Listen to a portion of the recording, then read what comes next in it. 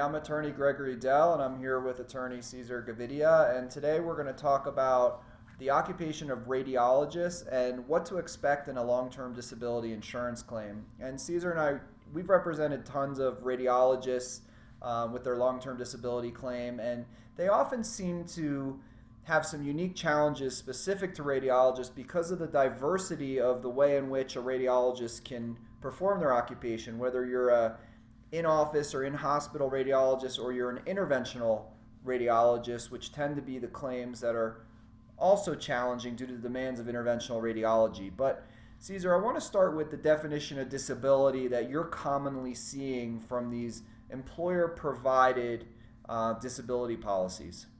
So the most common form of, the most common definition of disability that you'll find in in the standard policy that I'd see a radiologist have, both in the group coverage that they may have and their individual coverage, is own occupation specific disability coverage. In other words, if they were to suffer some sort of sickness or injury that prevents them from performing their substantial material duties of their own occupation as a radiologist or as an interventional radiologist, we could get into the subspecialties too, then they would be deemed totally disabled and eligible for monthly benefits. So it's a policy with a definition of disability, own occupation coverage, that looks at those very specific and unique duties that they perform on a daily basis. And so what is the challenge when you end up with an employer-provided policy, which we're seeing a lot more so than we did 10 years ago, because there's been a lot of consolidation in the medical industry where radiologists are working for groups where they get an employer-provided policy, or they're working directly for the hospital. And these definitions of disability contain something called the national economy, basically saying you're unable to perform the duties of your occupation as to how they're performed, not for your employer, but for how they're performed in the national economy. Yeah. I actually had a unique situation involving a radiologist in this exact type of definition that you're describing, that national economy standard. And he actually worked at a group or at a hospital in South Dakota. And one of the things he had to do for his group was fly to another location, another hospital in another state. So one of those substantial and material duties for him was actually this travel. Really, it was material and substantial to his job, being able to get on an airplane and go. The insurance company challenged the claim for disability based on the fact that typically a radiologist doesn't have to get on a plane and go. Nationally, the occupation of a radiologist or an interventional radiologist, or maybe even a physician in general, isn't to have to get on airplanes and fly anywhere. It's having to perform very specific and substantial material duties involved in that particular specialty. So, and that case is challenging as well. In the national economy standard, that client's going to have some issues because they're going to say most radiologists don't have to get on a plane to go to their different locations. You know, we litigated a case a long time ago for an interventional radiologist. And the issues we commonly see with the interventional radiologist is especially if it's a neck or back type issue, or maybe even a shoulder issue, orthopedic type injuries, is wearing that lead apron that's required for those procedures. And when we faced the national economy standard, the carrier was arguing that, look, most radiologists don't have to put on this lead apron and keep it on for procedures that are 30 minutes or longer. So we're not going to give that any weight, and we're going to consider you a radiologist, without having to do those duties. So, in that case, we were able to say that, look, you can't just look at radiologists as this blanket type occupation. You have to look at the subspecialty as well, and it's not fair that you're not considering the subspecialty, which also requires, additional specific training as well. Right, and I know you've seen them too, in some of these policies that will actually specifically define your own occupation as your specialty and as your subspecialty. So when it's expressly defined like that, it's good. I think you're in really good shape as an interventional radiologist, in that requirement of having to wear lead and perform more kind of complex type procedures than perhaps just a general radiologist would do. But when you can find yourself in a little bit of trouble, or just forecasting you may run into some problems with the disability insurer, is when that definition of own occupation or disability in your policy is not that specific. It doesn't say that it includes your specialty or subspecialty. It just says that it's your substantial material duties as they're performed in your own occupation or in the national economy or something like that. Cesar, when we talk about radiologists, there's an argument that a radiologist who's in an office is a sedentary job. I mean, there's not much of an argument there. That's okay, but the job is far more than just being able to sit for more than 4 hours a day. And we right. So, go ahead. Sorry.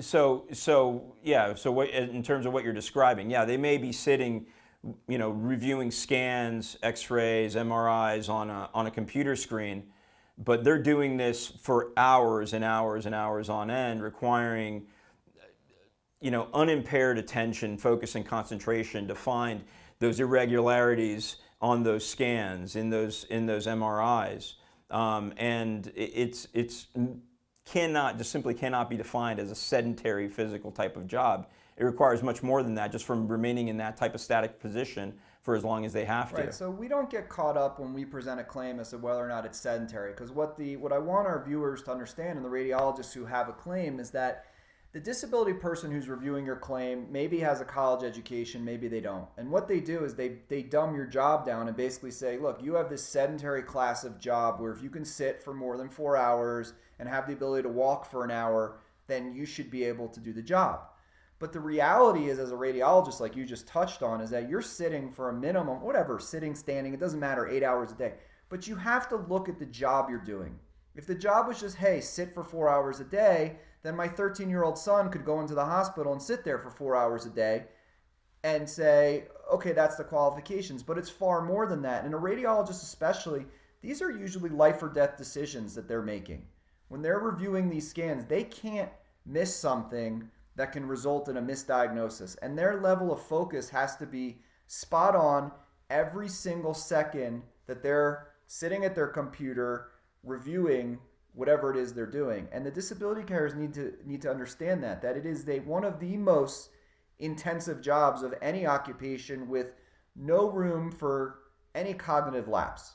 And right. And as they're doing that, they're also recording everything they're finding. So they're dictating basically as they're going along, and so there's a lot of different things that are going on simultaneously to do exactly what you're describing. And the other thing that the claims people don't understand is that when you get an MRI, most civilians or just normal people see the MRI report and they get a CD. They don't realize that when the radiologist is looking at that, they're looking through 50 to 100 cuts on that MRI. There are tons and tons of slides. And now, so when a radiologist gets a scan and they look at 50 to 100 people a day, multiply that times 10 times 50 for how many different images they have to look at in a given day. So a lot of radiologists who have fatigue or have neck issues or have back issues have to be able to be dialed in and focused. And the other thing that's very demanding for anyone who's ever had an MRI, an X-ray, CT, whatever it is that you want results right away. And the employer wants the results back right away. And you can't sit there and be like, I don't feel well today, I'll get it to you in a day or two. Because people who go in for these types of tests think something's wrong and they want to know right away. And an employer is not going to stand for, well, you used to do 50 scans a day, give us 10, and if it takes you 2 or 3 days longer on the others, then get it to us when you can. It's not going to work. So really important to present that. Now, Cesar, how does a radiologist go about presenting the duties of their occupation to the carrier? Well, I think it's really a matter of not just saying, I review X-rays, MRIs. I think it's a matter of getting into the specific details of everything you do, how long you do it for, what's required of you while you're performing those, like you said, reviewing volumes basically of images. I mean, it's not just, reviewing 50 to 100 pages or patients, it's reviewing 50 to 100 times 10. Okay, so the more descriptive you are, the more detailed you are about those material duties, the better.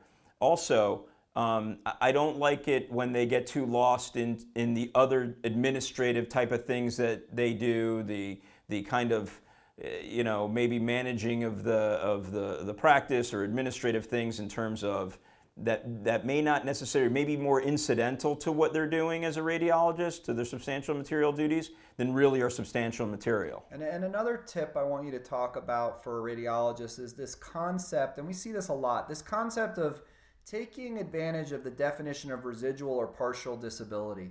How could a radiologist go about doing that? Well, depending on the definition of residual or partial disability, it often requires you to be unable to perform one or more of your substantial material duties, or not be able to perform all of your substantial material duties for as long as you did prior to your disability. Okay, so there's going to be a complete review by the insurance company of the volume of work you've done through perhaps your CPT codes or any other way that you track all of those procedures that you're performing. Okay. They're going to do basically an audit of all of that information comparatively to your pre-disability period. All right, was there some sort of interruption, between your pre-disability period and the time you went on disability, or from looking back maybe 3 or 4 years, then there's some interruption for some reason, and then it picks back up, and then it drops back off. So they're doing this basic, forensic analysis of all of your duties, of all your procedure codes, to determine, is there this correlation between the time he's claiming his sickness or his injuries disabling him or causing them to cut back or reduce, or is it something else? Well, you just brought up a great point that we didn't touch on, and it's a big issue for radiologists is they're going to request your CPT codes, or they're going to request the reporting that you send in to show how many scans or patients' files you reviewed a day. And if you're a doctor with a chronic neck or back issue or a fatigue issue, and you're showing, look, I'm reviewing 100 scans a day, and you've been doing that for the last 6 months, and you've also been treating, and they look at that report and don't see any reduction in the number of scans that you've been doing, and you didn't get hit by a bus or something the day before you stopped working, you're going to have an issue, because they're going to say, we don't doubt your diagnosis, but diagnosis doesn't equal disability. And for the past 6 months or year that you've been treating, there's been no reduction in your occupational duties. So why now are you telling us that you can't work?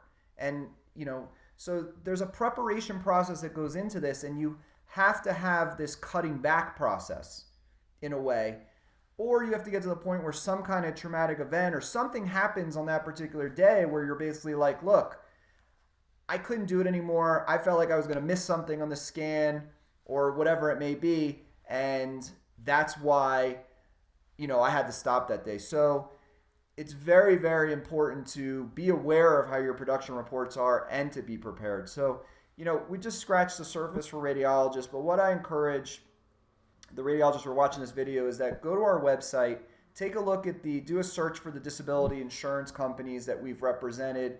Look up your company, look at the hundreds of articles and videos and all the information we have out there so that you can really educate yourself about this process and what you should expect specifically with your company, because Cesar, as you know, every company has their own nuances, their own definitions of disability. Everything's different with each company. What I most importantly encourage you to do is contact Cesar or contact myself for an initial free consultation. We'll review your policy, we'll review your denial letter if you've been denied. We'll let you know right away whether or not we think we can help you and talk about a possible plan of action for your disability claim. We always put out these videos, so we encourage you to subscribe to our YouTube channel, which you can do by clicking the button below. We appreciate you taking the time to watch this video, and we'll be here should you need us in the future. Thank you.